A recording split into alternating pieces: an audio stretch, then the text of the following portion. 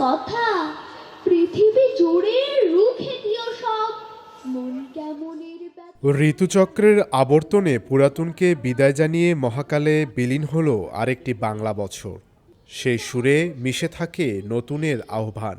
বিদায় ও আগমনের এই সন্ধিক্ষণে এসে দাঁড়িয়েছে চৈত্র সংক্রান্তি, যা বাংলার মানুষের আবেগ, ঐতিহ্য ও অস্তিত্বের এক গভীর প্রতীক। রংপুরে নানা আয়োজনে পালিত হয়েছে চৈত্র সংক্রান্তি। চৈত্র সংক্রান্তিতে এসে খুব ভালো লাগছে। বাংলার সংস্কৃতি মানে খুবই ভালো লাগছে, অনেক ভালো লাগছে। ওরা আবৃত্তি করলো এখানে এসে, খুব ভালো লাগলো।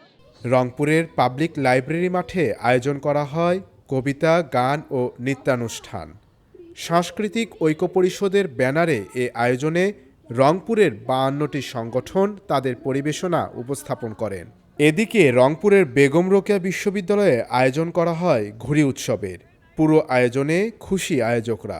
তরুণ প্রজন্মকে বাংলা সংস্কৃতির সাথে পরিচয় করানোর জন্যই এ ধরনের আয়োজন বললেন বেগম রোকেয়া বিশ্ববিদ্যালয়ের উপাচার্য প্রফেসর ডক্টর মোহাম্মদ শওকত আলী। এটা হচ্ছে তখন মেলা হইতো, বৈশাখী মেলাগুলো। এই বৈশাখী মেলায় কিন্তু সবার একটা ধারণা ছিল আমরা একটা বাঁশি কিনবো, আমরা একটা ঘুড়ি কিনবো, ঘুড়ি উড়াবো। এই ঐতিহ্যটা আমাদের হারিয়ে যাওয়ার পথে।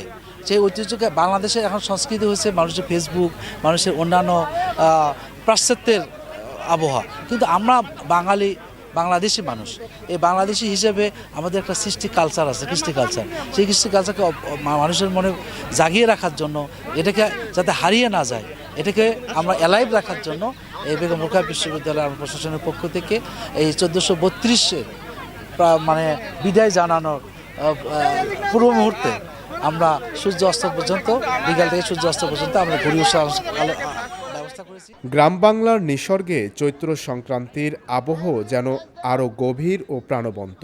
পুরনো বছরের সব দুঃখ, গ্লানি ও ব্যর্থতাকে বিদায় জানিয়ে নতুন বছরকে স্বাগত জানানোর প্রস্তুতিতে মুখর হয়ে ওঠে জনপদ। দৈনিক করতোয়া, রংপুর।